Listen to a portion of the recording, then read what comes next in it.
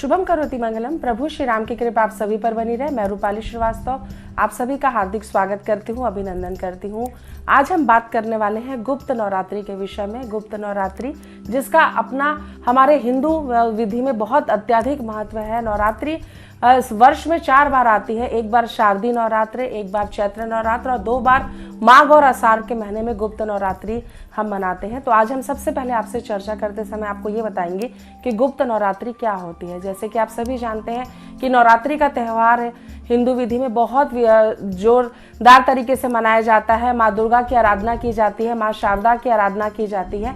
लेकिन जो गुप्त नवरात्रि का त्यौहार है उसमें हम 10 महाविद्याओं की आराधना करते हैं, जिसमें 10 शक्तियां जो कि देवी काली के रज और तम गुणों के समावेश से उत्पन्न हुई थी, जो 10 महाविद्याओं के रूप में प्रसिद्ध हुई। आम नवरात्रि जब हम मनाते हैं, जो शारदीय और चैत्र नवरात्र हम मनाते हैं, तो उसमें हम देवी के 9 स्वरूपों का पूजन करते हैं, उनकी आराधना करते हैं।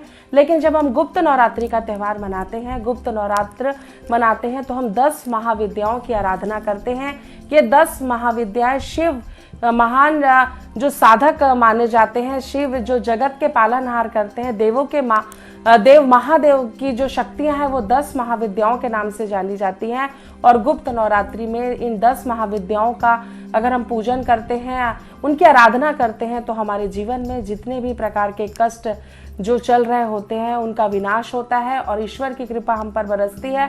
माता रानी के आशीर्वाद से हम अपने जीवन में सुख, समृद्धि और सौभाग्य को प्राप्त करते हैं। बहुत पुरानी एक कथा है कि एक ऋषि के पास उनके राज्य की एक महिला गई और उन्होंने उनसे प्रार्थना की कि ऋषिदेव, मेरे पति बहुत ज़्यादा भ्रमित है, मेरे घर में सुख शांति नहीं रहती, हमारे घर का वातावरण अच्छा नहीं रहता, तो मैं ऐसी कौन सी साधना करूं कि हमारे जीवन में सुख, समृद्धि और सौभाग्य बढ़े। तो ऋषि ने उन्हें बताया कि अगर आप गुप्त नवरात्रि में 10 महाविद्याओं की आराधना करेंगे तो आपके जीवन में सुख, समृद्धि और सौभाग्य बढ़ेगा और माता के आशीर्वाद से आपके जीवन में खुशियां हो जाएंगी। उस स्त्री ने पूरी निष्ठा और श्रद्धा के साथ 10 महाविद्याओं की आराधना की। उसके जीवन में परिवर्तन होने लग गया, उसके घर का वातावरण आध्यात्मिक होने लग गया और उसके जीवन में उसको वैवाहिक सुख की प्राप्ति हुई और जीवन में सुख, समृद्धि और सौभाग्य बढ़ने लग गया। तो आज हम आपको बताते हैं कि घट स्थापना किस प्रकार हमें गुप्त नवरात्रि में करना चाहिए। गुप्त नवरात्रि में जितना गुप्त तरीके से हम साधना करते हैं, क्योंकि गुप्त नवरात्रि का नाम ही गुप्त नवरात्रि है, तो उतना ज़्यादा आपको फल प्राप्त होता है। तो आपको जब भी गुप्त नवरात्रि में आप साधना करने जा रहे हैं, जो 30 तारीख से शुरू होगी, 30 जून से स्टार्ट होगी नवरात्रि और आपको 8 जुलाई तक के नवरात्रि चलेगी। तो आपको जो घट स्थापना करने का मुहूर्त है वो है 11:30 से 12:24 तक के। आप अपने घर में कलश पूजन कर सकते हैं, घट स्थापना कर सकते हैं। घट स्थापना करने के लिए हमें एक कलश की स्थापना करनी होती है। माता रानी के पूजन के लिए हमें नवग्रह की स्थापना करनी होती है। भगवान गणेश की आराधना होती है, वरुण देव की आराधना होती है, विष्णु जी की आराधना होती है, 9 ग्रहों का पूजन होता है। उसके बाद कलश प्रज्वलित करके घट स्थापना कर हम माँ की आराधना को स्टार्ट करते हैं, शुरू करते हैं और माता रानी से प्रार्थना करते हैं कि वो हमारे जीवन में चल रहे सभी दुखों का नाश करे। तो इस प्रकार आप भी इस प्रकार घट स्थापना कर माता रानी की आराधना कर सकते हैं। अब मैं आपको वो अचूक उपाय बताने वाली हूँ जिससे आप अपने जीवन में अपनाकर अपने जीवन में चल रही समस्याओं से छुटकारा पा सकेंगे गुप्त नवरात्रि में। तो गुप्त नवरात्रि में सबसे महत्वपूर्ण उपाय ये है कि आप दुर्गा सप्तशती का पाठ अवश्य करें। दुर्गा सप्तशती हम सभी जानते हैं, दुर्गा सप्तशती में 700 श्लोक है, जिसका अगर आप पूजन पूरी श्रद्धा और निष्ठा के साथ करते हैं तो निश्चित ही आपके जीवन में चल रही सभी समस्याओं का नाश होता है। हमेशा हम राहु काल को वर्जित मानते हैं किसी भी शुभ कार्य के लिए, लेकिन गुप्त नवरात्रि एक ऐसा समय होता है कि अगर राहु काल में बैठकर हम किसी भी मंत्र को सिद्ध करना चाहें या हम किसी भी प्रकार की साधना करना चाहें तो ये हमारे लिए बहुत ही लाभकारी होता है। साथ ही साथ राहु काल में की गई साधनाएं जो होती हैं 10 महाविद्याएं की, वो बहुत ही महत्वपूर्ण होती हैं और इसका बहुत ही अच्छा फल हमें प्राप्त होता है। जैसे कि जो भी 10 महाविद्याएं हैं उनका अलग अलग अपना महत्व है। मातंगी देवी की अगर हम चर्चा करें तो मातंगी देवी ज्ञान की देवी होती हैं, विद्या की देवी होती हैं, स्वर की देवी होती हैं। तो जो व्यक्ति कला के क्षेत्र में अपना जीवन बनाना चाहते हैं, गायन के क्षेत्र में, संगीत के क्षेत्र में अपना आगे कैरियर बनाना चाहते हैं, उन्हें माँ मातंगी के स्वरूप का पूजन करना चाहिए, जिससे कि उनका आशीर्वाद उन्हें प्राप्त होगा और उनके कैरियर में बढ़ोतरी होगी। साथ ही साथ हर व्यक्ति की ये कामना होती है कि उसके घर में सुख समृद्धि और सौभाग्य लगातार बढ़े। तो अगर आप माँ के कमला रूपी स्वरूप का पूजन करते हैं तो आपके घर में धन संपदा ऐश्वर्य की प्राप्ति होती है और माता आपके घर में धन के आगमन को नियंत्रित करती हैं। और जो स्थिर धन, हर व्यक्ति के घर की ये परेशानी रहती है कि धन उनके घर में स्थिर नहीं रहता, तो वो धन आपके घर में रुकने लगता है। इसी प्रकार हमने बगलामुखी माता का नाम सुना है। तो अगर आपको शत्रु बहुत परेशान कर रहे हैं, शत्रु आप पर बहुत हावी होने का प्रयास कर रहे हैं, तो आप बगलामुखी माता की पूजन करें। नवरात्रि में, गुप्त नवरात्रि में उनका जाप करवाएं। इससे आपको लाभ होगा और आपके शत्रुओं का संहार होगा। माता आपके शत्रुओं से आपको भय मुक्त करेंगे और आपके जीवन में सुख समृद्धि और सौभाग्य बढ़ेगा। साथ ही साथ अगर आप माता के तौरत स्वरूप का पूजन करते हैं तो आपके जीवन में कई प्रकार की समृद्धि आती है। स्टूडेंट्स को तारा देवी की पूजा जरूर करना चाहिए, क्योंकि तारा देवी के आशीर्वाद से बुद्धि का विकास होता है। हमारे जीवन में, हमारे कैरियर में किसी भी प्रकार की अगर कोई समस्या चल रही है तो भी हमें उन समस्याओं का समाधान मिलता है। साथ ही साथ माता के 9 स्वरूप का भी हम पूजन कर सकते हैं, गरीबों की मदद कर सकते हैं, कन्याओं को भोजन कराना आप बिल्कुल भी नहीं भूलिएगा। इसी प्रकार हम देखेंगे कि 4 तारीख को हम पंचमी मनाएंगे गुप्त नवरात्रि में। साथ ही साथ 7 तारीख को दुर्गाष्टमी मनाई जाएगी और इसके बाद 8 तारीख को गुप्त नवरात्रि की समाप्ति होगी। तो जो गुप्त नवरात्रि का समय होता है वो बहुत ही कल्याणकारी और साधना का समय होता है, क्योंकि देखिए ईश्वर को प्राप्त करने के लिए, ईश्वर के समीप जाने की, उनके शक्तियों को महसूस करने की बहुत ज़्यादा आवश्यकता होती है। तो जब तक हमारा मन, हमारा ध्यान या हमारी ऊर्जा ईश्वर तक के नहीं पहुंचेगी तो उनका आशीर्वाद हमें प्राप्त नहीं हो पाएगा। और गुप्त नवरात्रि एक ऐसा विशेष मुहूर्त होता है कि जो आपको साल में 2 बार प्राप्त होता है, आषाढ़ और माघ के महीने में। इस समय आप किसी भी प्रकार के मंत्र को अगर आप सिद्ध करना चाहते हैं तो ये आपके लिए बहुत ही प्रभावशाली उपाय होता है। साथ ही साथ आप सिद्ध कुंजिका स्तोत्र का पाठ कर सकते हैं। 11 बार तो आपको ये पाठ करना चाहिए और अगर आप 108 बार भी अगर इस पाठ को करते हैं तो इससे आपको अप्रत्याशित लाभ हो सकता है। साथ ही साथ कवच, क्लिकम, अंगला स्तोत्र का पाठ भी आपको दुर्गा सप्तशती में जो पढ़ते हैं उनको बहुत अच्छे से पता है कि इस मंत्रों का क्या विशेष महत्व होता है।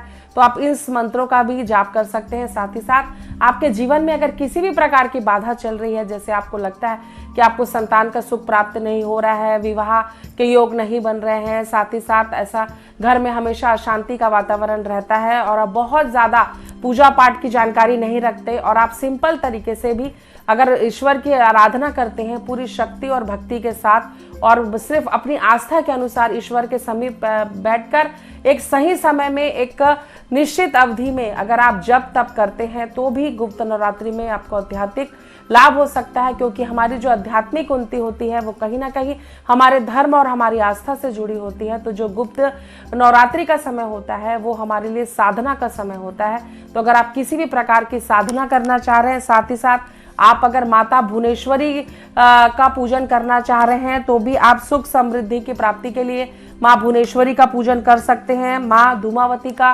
पूजन कर सकते हैं। इस प्रकार माता के 2 स्वरूप होते हैं जो शिव की शक्ति से जुड़े होते हैं और इनका पूजन करने से आपको साधवाद या माता रानी का उसे आशीर्वाद प्राप्त नहीं होता तो वो जीवन में उन्नति नहीं कर सकता। तो हर व्यक्ति के जीवन में अलग अलग प्रकार की समस्या होती है। किसी को मानसिक कष्ट होता है, किसी को शारीरिक कष्ट होता है, किसी को आर्थिक कष्ट होता है। तो अगर आप किसी भी प्रकार की इन समस्याओं से जूझ रहे हैं तो आप गुप्त नवरात्रि का लाभ जरूर उठाएं, जो कि 30 जून से लेकर के 8 जुलाई तक के आप अगर सात्विक रूप से भी माता रानी का पूजन करते हैं, सुबह शाम आप माता रानी को तिल के तेल का, घी के तेल का दीपक प्रज्वलित करें। दोनों समय अपने घर में धूप जलाएं, दिया जलाएं।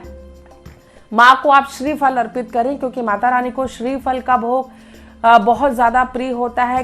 आप खीर और पूड़ी बनाकर उन्हें अर्पित कर सकते हैं। साथ ही साथ कन्याओं को भोजन कराना बिल्कुल भी नहीं भूलिएगा, क्योंकि कन्याओं का सम्मान करने से ऐसा माना जाता है कि अगर आप देवी के 9 स्वरूपों को बुलाते हैं उसी प्रकार आप 10 कन्याओं को बुलाकर यथाशक्ति की दक्षिणा देकर अपने घर में उन्हें भोजन अवश्य कराएं।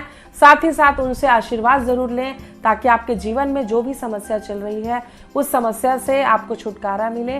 तो आपने आज जाना कि किस प्रकार नवरात्रि में आप 10 महाविद्याओं का पूजन कर कर आप अपने जीवन में चल रही समस्याओं का समाधान प्राप्त कर सकते हैं।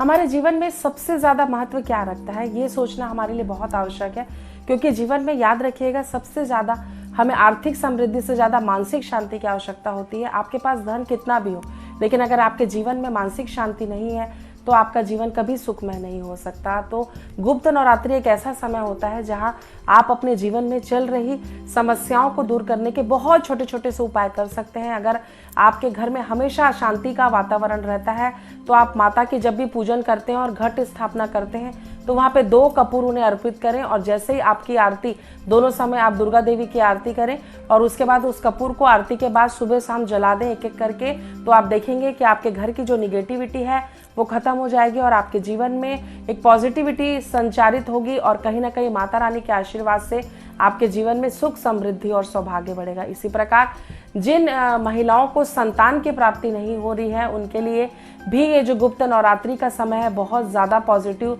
अवसर लेकर आता है, जिसमें आप अपने जीवन में चल रही इस प्रकार की समस्याओं के समाधान के लिए प्रार्थना कर सकते हैं। आप माता रानी को खीर का भोग लगाएं, साथ ही साथ सुहाग की सामग्री अर्पित करें, उन्हें लाल चोला चढ़ाएं और उनसे इस प्रकार की प्रार्थना करें कि आपके जीवन में संतान सुख जो आपको प्राप्त नहीं हो पा रहा है वो संतान सुख आपको प्राप्त हो। और नवरात्रि के, जो कि गुप्त नवरात्रि के नाम से अभी जानी जाएगी, उसमें नवरात्रि के जो 10 दिन होते हैं उसमें आप गाय को गुड़ और चना प्रतिदिन खिलाएं। इससे आप देखेंगे कि आपको माता रानी का आशीर्वाद प्राप्त होगा और बहुत ही जल्दी आपको संतान का सुख प्राप्त होगा। आप ये कोशिश करें कि जब आप गुड़ चना खिलाने का गाय को समय देखें तो उस समय अगर राहु काल हो तो ये आपके लिए बहुत ज़्यादा कल्याणकारी हो सकता है। हमेशा राहु काल को लेकर हमारे मन में कई सारी भ्रांतियां रहती हैं कि राहु काल हमारे किसी भी शुभ कार्य के लिए वर्जित होता है, लेकिन मैं आपको बता दूं जो गुप्त नवरात्रि होती है वो गुप्त नवरात्रि चीज़ों को साधना करने के लिए होती है, गुप्त तरीके से साधना करने के लिए होती है। तो इस समय जितना हम छुपाकर साधना करते हैं उतनी ज़्यादा गुप्त नवरात्रि हमारे लिए फलदायी होती है। तो अगर आप गुप्त नवरात्रि में धन की प्राप्ति करना चाहते हैं तो आप भुवनेश्वरी माता का पूजन करें, इससे आपको अपार धन की सफलता होती है। उनके मंत्रों का जाप करें, साथ ही साथ ललिता सहस्त्र नाम का भी आप जाप कर सकते हैं। जो भी व्यक्ति राजनीति में इंटरेस्ट रखते हैं, सत्ता में अपना नाम कमाना चाहते हैं और सत्ता में अपनी पकड़ बनाकर रखना चाहते हैं, उन्हें चंडी के स्वरूप के माता का पूजन करना चाहिए। इससे उनको अपार सफलता मिलती है, शत्रुओं का नाश होता है और उनकी ख्याति चारों दिशाओं में फैलती है और अपने जीवन में वो सुख, समृद्धि, सौभाग्य और सत्ता को प्राप्त करते हैं। इसी प्रकार जिनके वैवाहिक जीवन के योग नहीं बन पा रहे हैं, कई बार ऐसा होता है कि हम आसपास देखते हैं कि कई वर वधू ऐसा होते हैं कि जिनको विवाह के योग भी नहीं बन पाते, उनके जीवन में किसी भी प्रकार की कमी नहीं होती, लेकिन कुछ ना कुछ ऐसा कारण आता है कि उनके विवाह में अड़चन आती है। तो इस दिन आप नवरात्रि के पूरे 9 दिन 10 दिन जो कि हम 10 महाविद्याओं का पूजन कर रहे हैं गुप्त नवरात्रि में, आप गुप्त तरीके से एक पान के पत्ते में एक हल्दी और सुपारी रखें और प्रतिदिन शिवलिंग में जाकर ओम नमः शिवाय का 11 बार जाप कर शिवलिंग पर गुप्त नवरात्रि में आप सुपारी और हल्दी अर्पित करें और आपके लिए जीवन में जो भी परफेक्ट जीवन साथी आपके लिए बना है, आप शिव भगवान से प्रार्थना करें, माता पार्वती से प्रार्थना करें कि उस व्यक्ति का आगमन आपके जीवन में हो। अगर आप ये उपाय पूरी श्रद्धा और भक्ति के साथ गुप्त रूप से करते हैं तो निश्चित ही आपको लाभ होगा और आपके जीवन में चल रही समस्याओं का समाधान आपको प्राप्त होगा। कई बार ऐसा देखा गया है कि घर में बच्चे आजकल बहुत ज़्यादा अशांत रहने लग गए, उनके मन में बिल्कुल शांति नहीं रहती, हमेशा एक घर में विवाद की स्थिति बनी रहती है, क्योंकि कहीं ना कहीं जो एक एज डिफरेंस है वो हमारे वैचारिक मतभेद बहुत ज़्यादा उत्पन्न कर रहा है। और कई बार ऐसा देखा गया है कि वैचारिक मतभेद होने के कारण बच्चे और पेरेंट्स के बीच में सामंजस्य नहीं हो पाता। अगर आपके घर में भी इसी प्रकार की कोई प्रॉब्लम चल रही है तो नवरात्रि के पूरे 9 दिन आप गुप्त नवरात्रि के समय आप सिंध कुंजिका का पाठ करें अपने संतान के नाम से। आप देखेंगे कि आपके संतान के नेचर में काफ़ी पॉजिटिव चेंजेस आएगा और आपका बच्चा सही डायरेक्शन में आगे बढ़ने लग जाएगा। साथ ही साथ कई बार व्यक्ति बहुत ज़्यादा मेहनत करता है, अपनी हर दिशा में लगातार प्रयास करता है, लेकिन उसे सफलता प्राप्त नहीं होती। जो गुप्त नवरात्रि होती है, आपको मैंने कई बार बताया है भी कि वो साधना का समय होता है। तो अगर आप देवी के मंत्रों का जाप करते हैं, लगातार 108 मंत्र का जाप करते हैं, 1008 मंत्र का अगर आप जाप करते हैं और आप अपनी किसी भी समस्याओं को 10 महाविद्याओं के समक्ष रखकर एक दीप प्रज्वलित कर कर उनसे प्रार्थना करते हैं कि हे महाविद्याओं, मेरी इन समस्याओं का समाधान करिए और मेरी रक्षा करें, तो आप देखेंगे कि अगर ये पूरा उपाय आप 10 दिन तक लगातार करते हैं तो धीरे धीरे कुछ ही दिनों में आपकी वो समस्या खत्म होने लग जाएगी और आपके जीवन में आपको काफ़ी पॉजिटिव चेंजेस आ जाएंगे। इसके साथ ही साथ जो 10 महाविद्याएं होती हैं वो 10 प्रकार की अलग अलग विद्याओं का कारण होती है, जो कि हमारे जीवन में बहुत ज़्यादा प्रभावशाली होती है, क्योंकि पूरी सृष्टि का निर्माण शिव से हुआ है। शिव ही संपूर्ण है। शिव में जो शक्तियां हैं उसमें बहुत ज़्यादा अदैत्व शक्तियां होती हैं जो हमारे जीवन में चल रहे किसी भी कष्ट को खत्म करने में सक्षम होती हैं। तो जो महाकाली का रूप पार्वती जी ने लिया था और जो उनको शांत शिव जी ने किया था, जो महाकाली के प्रयोग से तम और रज दो जो शक्तियां उत्पन्न हुई, वही 10 महाविद्याओं के नाम से प्रसिद्ध हुई, 10 महाविद्याओं के नाम से उनकी उत्पत्ति हुई। और इन 10 महाविद्याओं का पूजन जो होता है वो गुप्त नवरात्रि में होता है।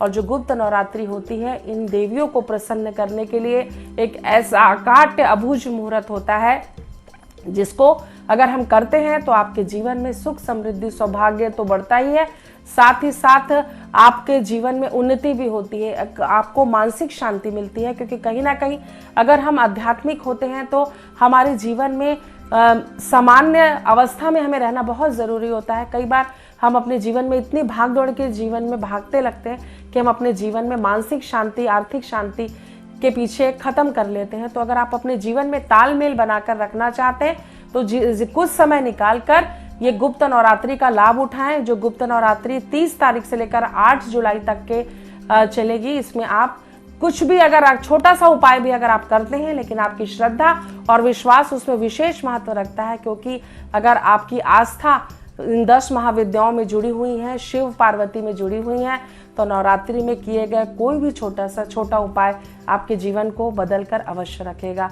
आप सभी को गुप्त नवरात्रि की ढेर सारी शुभकामनाएं। 10 महाविद्याओं की कृपा आप पर बरसे, भगवान शिव का आशीर्वाद प्राप्त हो और आप अपने जीवन में निरंतर उन्नति करते रहें। इन्हीं शुभकामनाओं के साथ नमस्कार।